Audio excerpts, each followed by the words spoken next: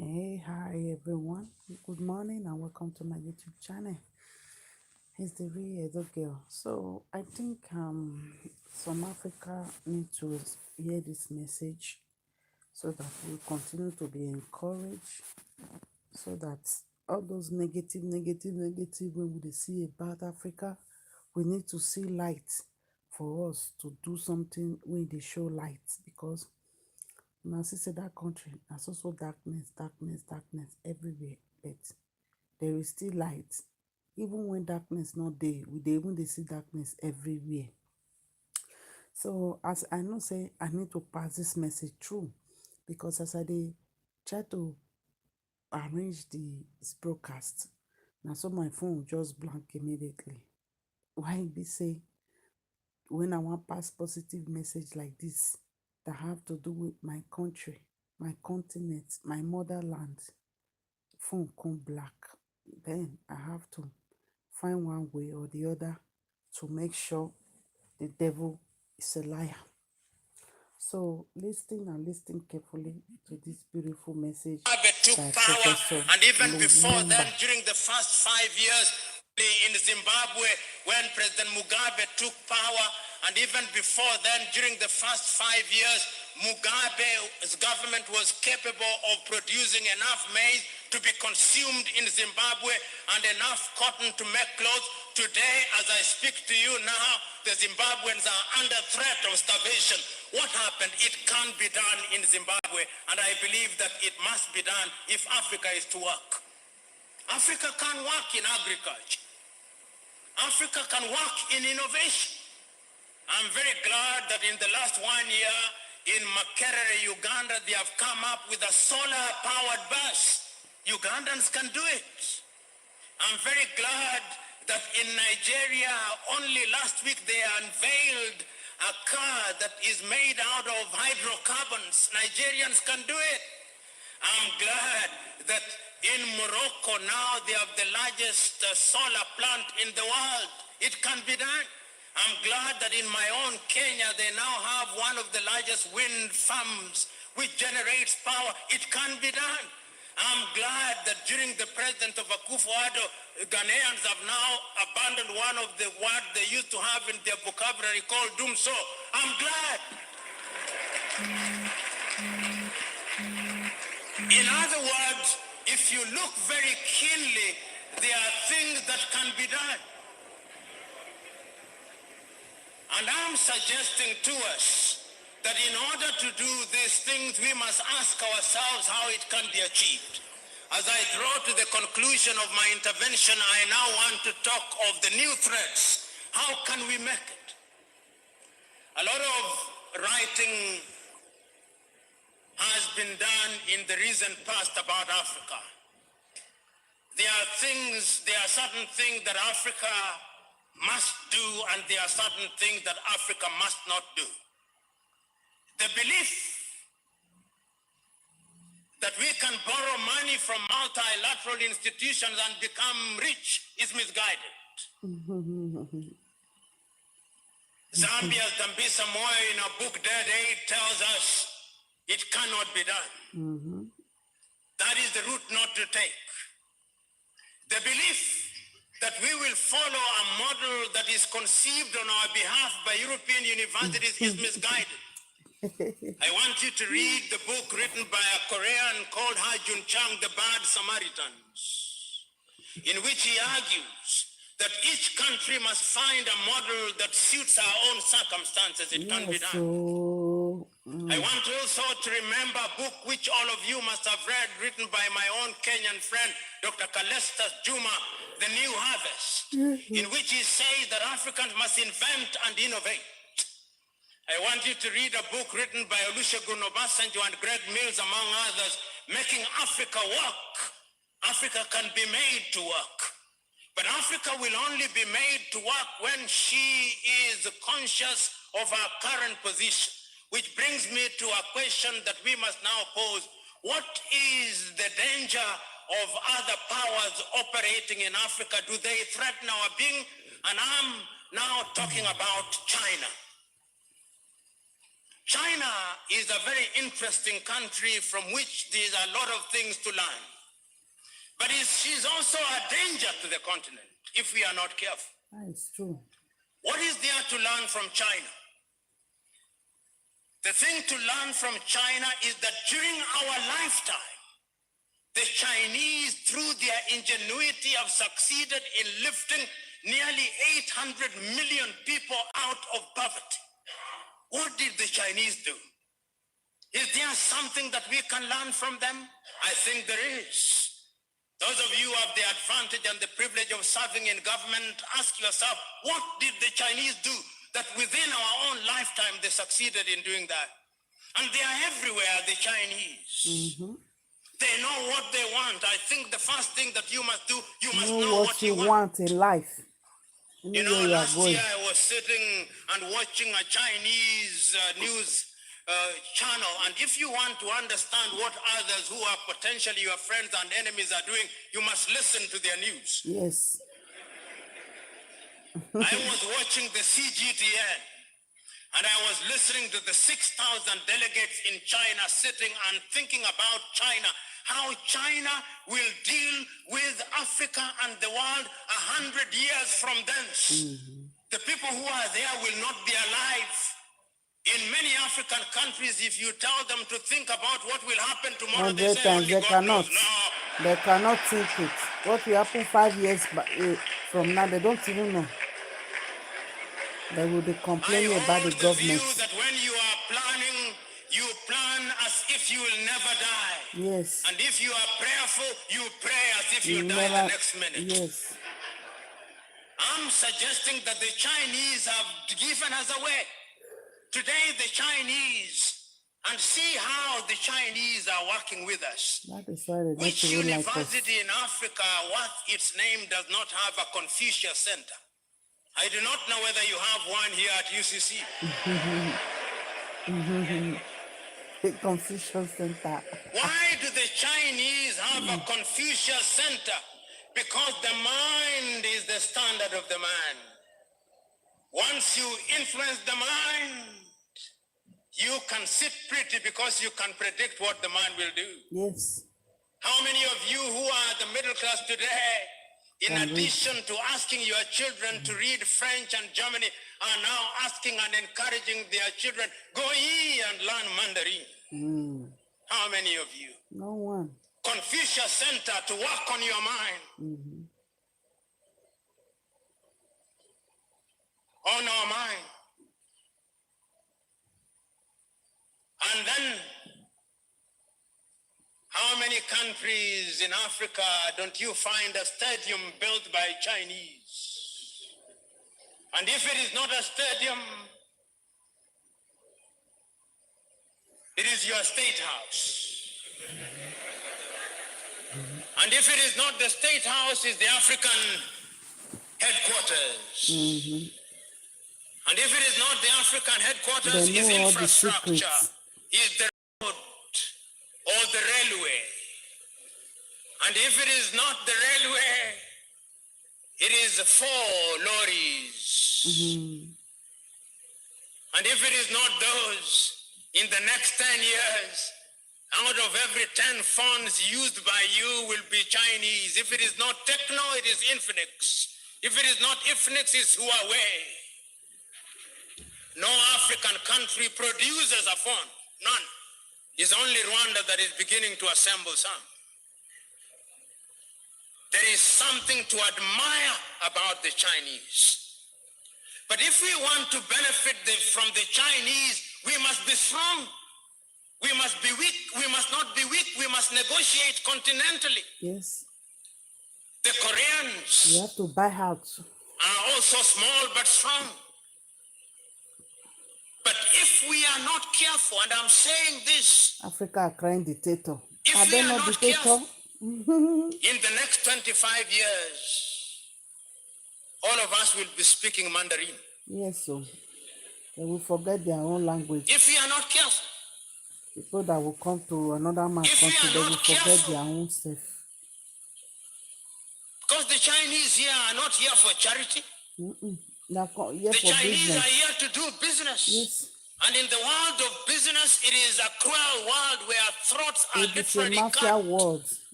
I'm reading a small book written by a young Chinese girl called Irene Yuan Sun, The Next Factory of the World. Okay. And the young Chinese girl is saying exactly what I'm saying. He says that Africa can benefit from China. Africa can be the next factory of the world. If they want. But it's not just going to happen. Yes, they have to. Something must be done about it. Yeah. Which is what brings me to the last segment of my conversation, Africa Agenda 2063.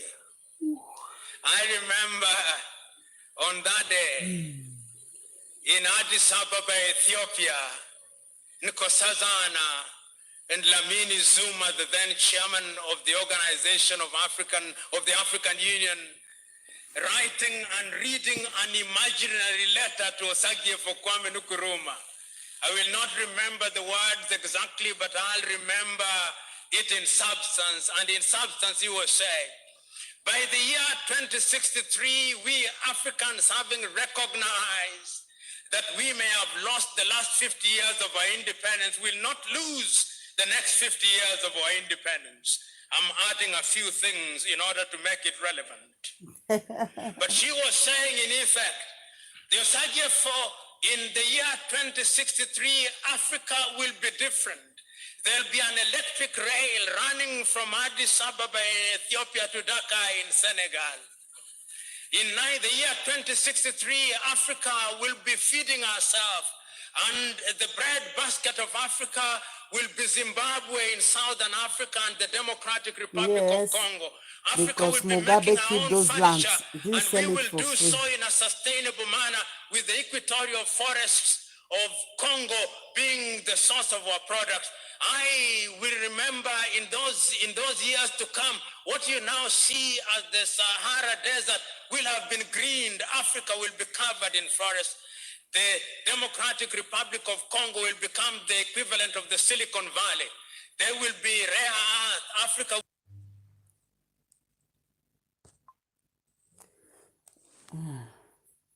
Even the YouTube, they very safe. When they talk of what Africa go do, they don't off. In a sustainable manner with the equatorial forests of Congo being the source of our products. I will remember in those years to come, what you now see as the Sahara Desert will have been greened. Africa will be covered in forests. The Democratic Republic of Congo will become the equivalent of the Silicon Valley.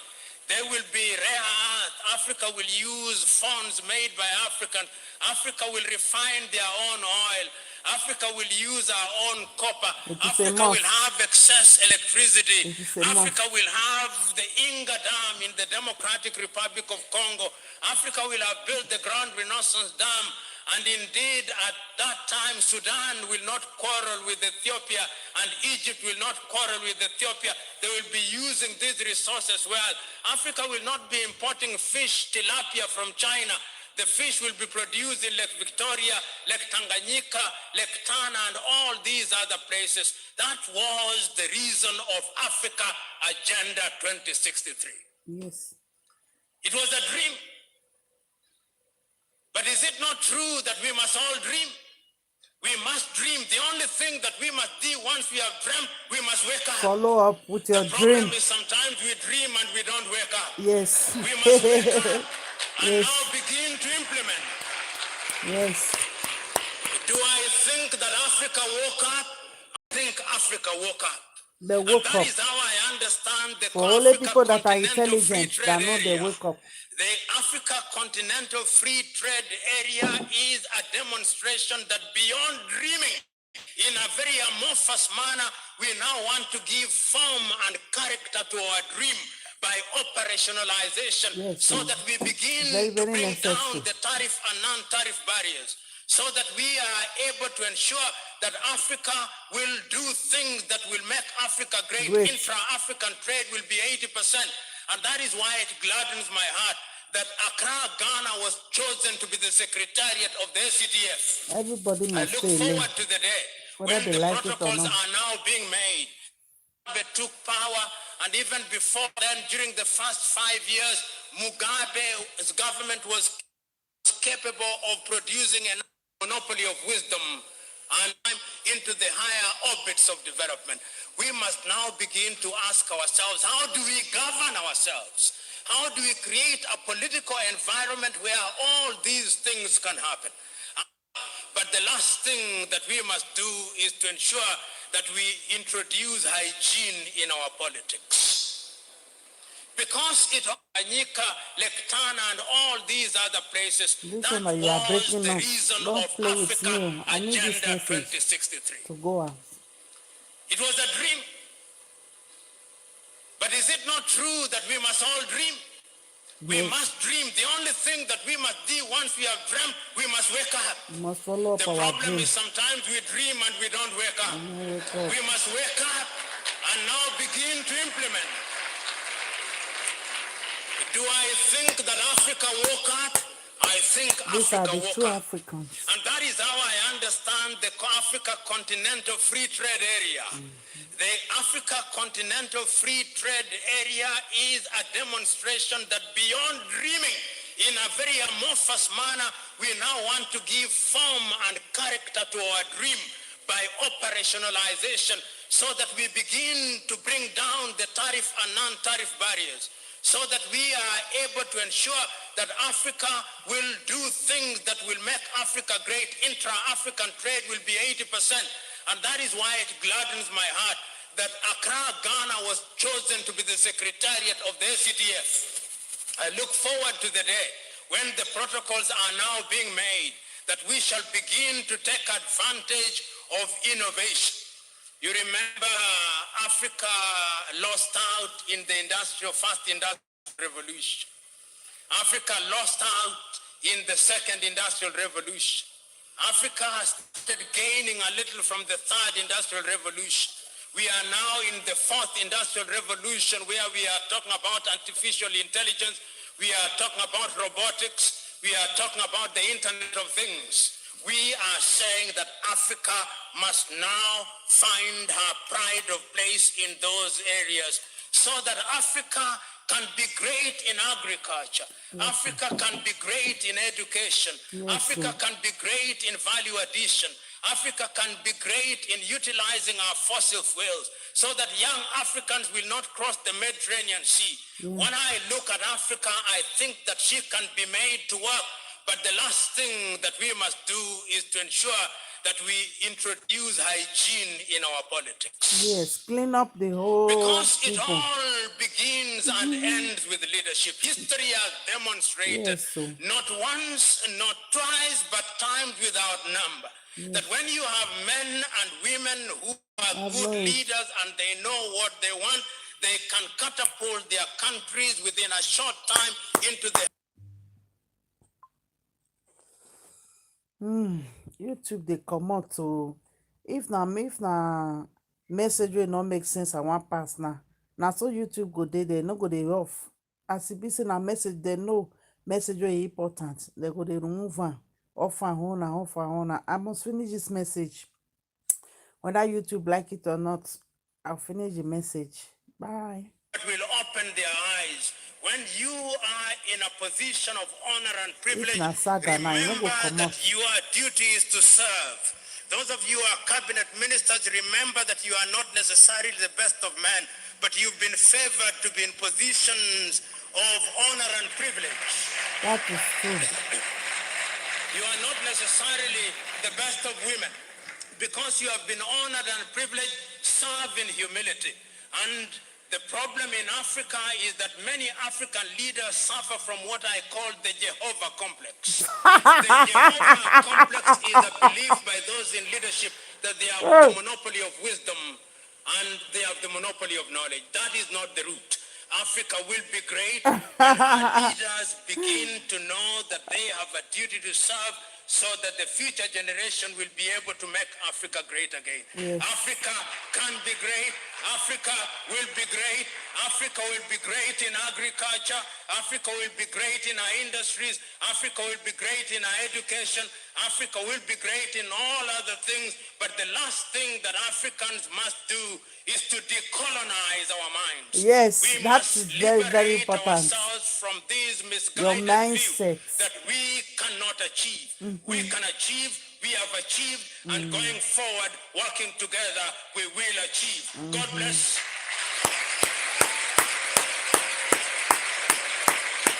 Nice speech. That is what it is.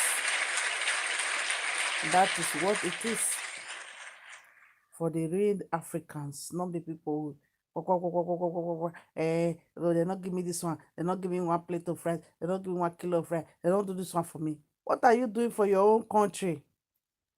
What are you doing for your own country? You cannot be that person where we say, oh, you come to any country, they give you money, they give you this one, they give you that one. What are you doing for your own country? Those money that they are giving you, now people work on too. What are you giving back to your own country? What have you give? Since most of you were born, many never even work one day for their life or their own country. They complain. Even if they are giving you something today, will that money make you rich? It will never make you be wealthy. They will only give you money for food, to pay rent, to pay your light bill. You just become a liability for the rest of your life. When are you going to start working and putting back into the society where you live now, or where your country that you complain about every day? What have you give back to that country? Instead, bad mouth, he bad, the country bad. What have you give back? What? By traveling out and go to another person's country and be glad that you are being fed every day? They pay for your light, oh, they pay for your water, oh. As that boy they do that, they go withdraw money, start to go into explosion.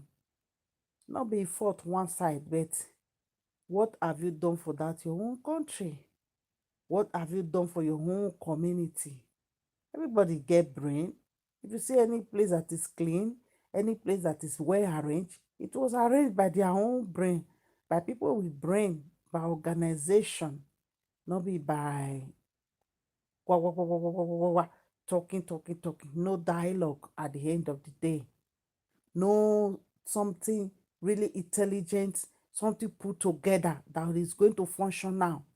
It's all about complaining. This place is dirty. What about organizing yourself to clean that place? Because when you complain about your community, Buhari is not coming there to stay there. Buhari is not coming there to do anything. It's you, your family, that is still living there. If you like, complain now to 50 years. Even in this European country, things are organized and done. There is associations, there is a lot of organizations that are putting things together. They don't wait for government to do everything. They can go organize themselves because unity is very powerful. They can organize themselves and go to the government, show the government their project. Look at what we want to do in our community. Look at what we want to do in our area. They give them support because they are many, they are united. But many of us Africa, they will bring that unity together. You will see those ones that will go and betray them. You will see those ones that will go and say, the government is my uncle, the government is this, the government is that. We should try and put ourselves together first before we complain about any government, because we ourselves, we are the problem we have in our own country. We are the problem we have in our own country. The moment we don't put ourselves together, we cannot be complaining about just 100 or 200 pieces of government, the people assembly or whatever, people that are not even up to nothing. We cannot be complaining about them every day, because if we are doing that, it shows that many of us are cowards. We are cowards. We have to put ourselves together first. The way we treat ourselves, the way we do things, the way we spoil people things to start with. Many of us, we see people things, we destroy it. If we can destroy people things, how are we going to put our own self together, put our own things together? Many of us are anti-progress. We don't even like to see people progress. We don't even like to see our own progress. Many of us hate ourselves. Many of us hate our skin color. Many of us hate our fellow. How are we going to put that together first? Many of us have tendency of taking things that does not belong to us. Many of us have tendency of stealing. Look at the lockdown now in Nigeria. You see people going around and rob people. People that are staying indoor, that are not working. You will still carry your leg go to their home to create fear on them, to rob them. Many of these boys, they are very young. They are not crippled. If they can organize to go and steal, they can organize to build something together. They can organize to open business. You see where they can organize? They can organize to steal. They can organize to do things that are bad. They can organize to drink. They can organize to smoke weed together. But they cannot organize to open a business. This one bring 1,000. This one bring 1,000. This one bring. They cannot organize, but they can organize and go to people's streets and or people's community to go and steal from them. When are we going to resolve our own problem before we talk about government? Many of us will see something that is made in Aba. We will not want to buy that Aba one. We want to buy the Chinese one. The value you place on things, it depends on how much you are going to spend on those things. That Aba made might even be stronger than the Chinese one you are buying. But because of your mental state and the value you place on that Chinese or American made is what you are paying for. That is why we have to build our own name first. We have to build ourselves first. We have to build our country first before we continue to complain about little things. We complain practically about everything that is not working. And people that are not making the things working are human beings. We need to wake up. We need to do things for ourselves as Africans.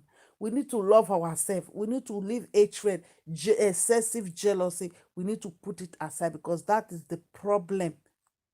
And the Jehovah complex, God will do this, God will do that, God will do this, God will do that, God will do that. Oh my God. We have been doing this for long. We need to wake up and do things for ourselves. If we don't do anything for ourselves, nothing is going to work in that country. That is what we should know as people, as African. You cannot be saying that you want Africa to be great, you want Africa to be this, when you are not contributing your own quota. When you have opportunity to badmouth, to destroy your country, you destroy it. You want to erase everything, your color, your passport, your this. You don't want anything to do. That day that they said that the Chinese people started asking Nigeria to leave. They drove them out from the hotel. They banned them from buying KFC, the Burger King. They banned them from everywhere. They were practically in the streets. You see how politics work. All this, I have passport, I can do undo. When they give me my passport, that girl that is trying me, I will go and blow her, I will go and beat her. When I get my passport, I go see what I go do for this city. They can collect that passport from you immediately and put you in the next flight to your country. That is how it works now. Because these people know you have everything. Just because many of you are ignorant, you cannot build your country. And they will not allow you to constitute nuisance in their own country. Many of you, you don't have place that value on your country, even though it's bad. Place that value. That is where you can be seeing the positive things that is happening in your country. Not be because you are a pastry veritas, they give me 600 euro, they give me one, they give me whatever. Do you think they are plucking the money? They give you those money because they makes you miserable so that you can be a hungry man is an hungry man. The more miserable you are, the more money they get. The more you cannot live in your country, you cannot think properly, your mindset is fucked up. The more this place you are living, wherever you are living in the world, the more enjoyment they get. They get all these things a lot from Africa. That is why Africa must unite. Africa must build themselves together. Put yourself together, no matter what's going on. India, China, you see, they build themselves no matter the situation. They believe that this thing can be done. This thing, it can be done. But tomorrow we will take our bag. We are going to India. We want to go and stay in India. What about if we repair our own problem in Africa?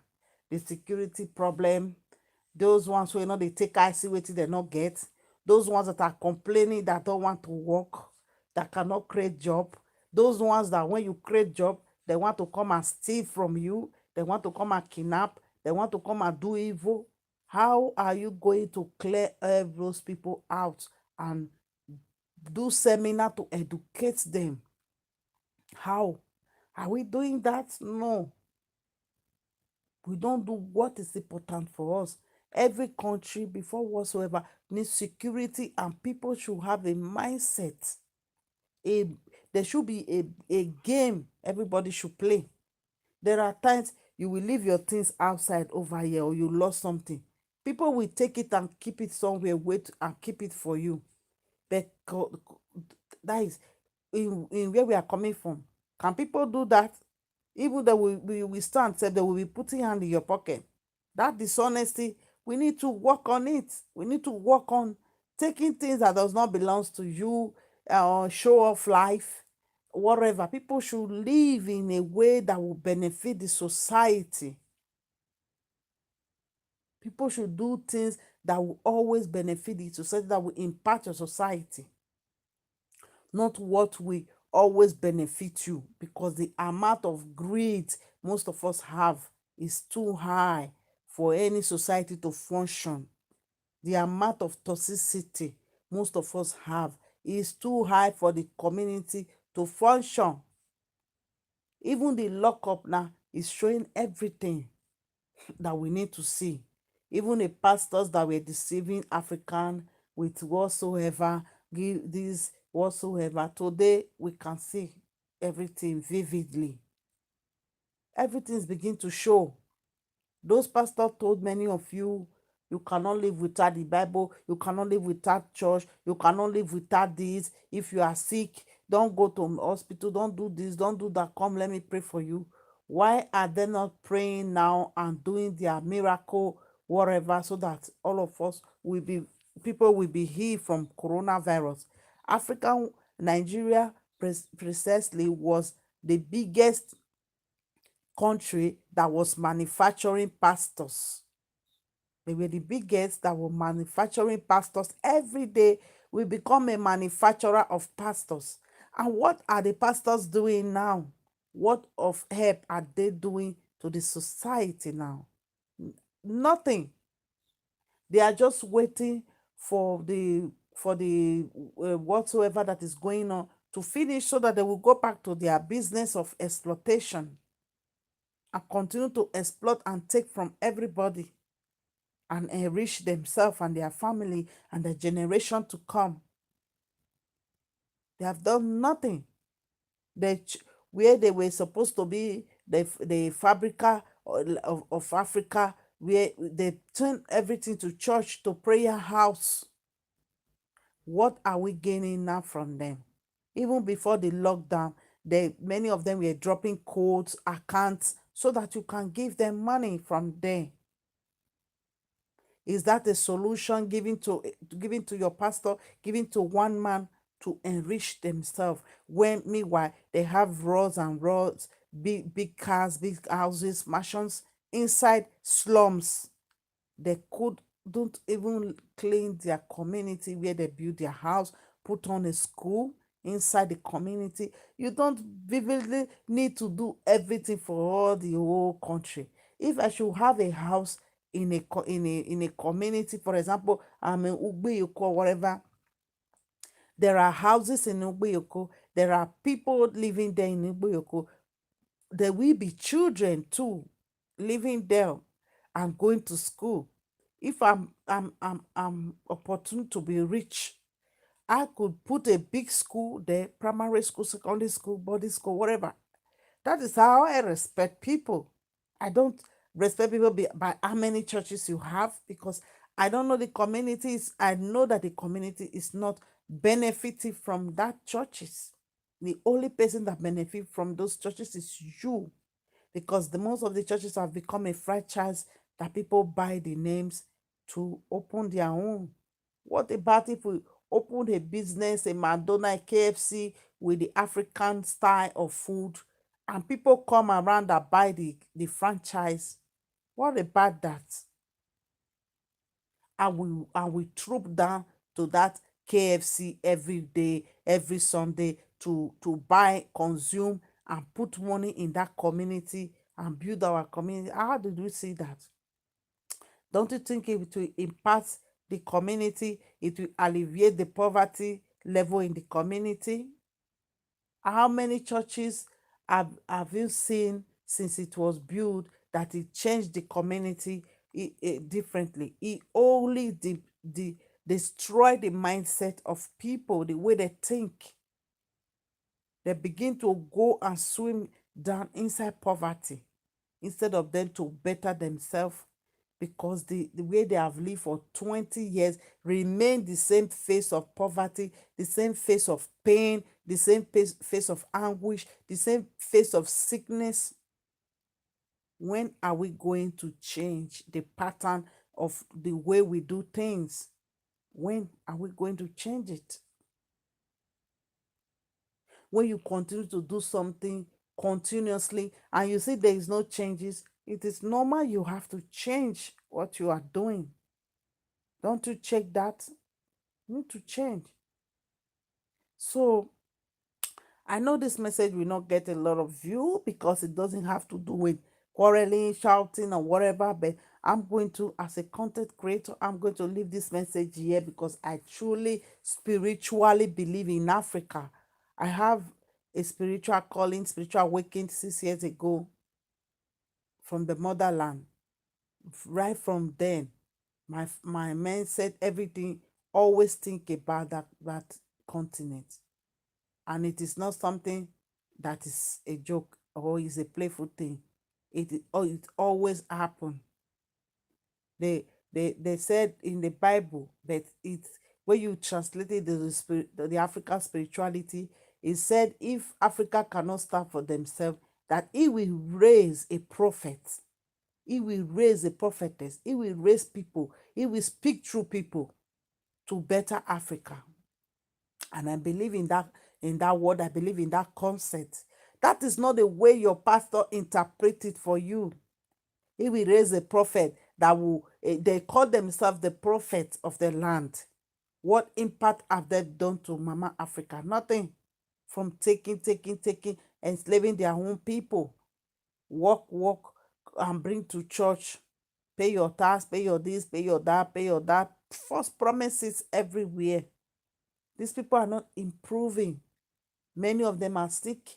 Many of them are going through very hard and difficult life, psychological problems, lack of money, stress, and they continue to flock down to that place every Sunday, wasting their life. A life wasted, a life gone, a day gone, a month gone, a year gone. It will never ever come back. Make good use of your life as an African. Make good use of your time as Africa, because anytime, any hour, any minute, any year gone will never ever come back. So I'm going to stop this video. I love all of you all. It is the Real Edo Girl. Bye bye, everyone.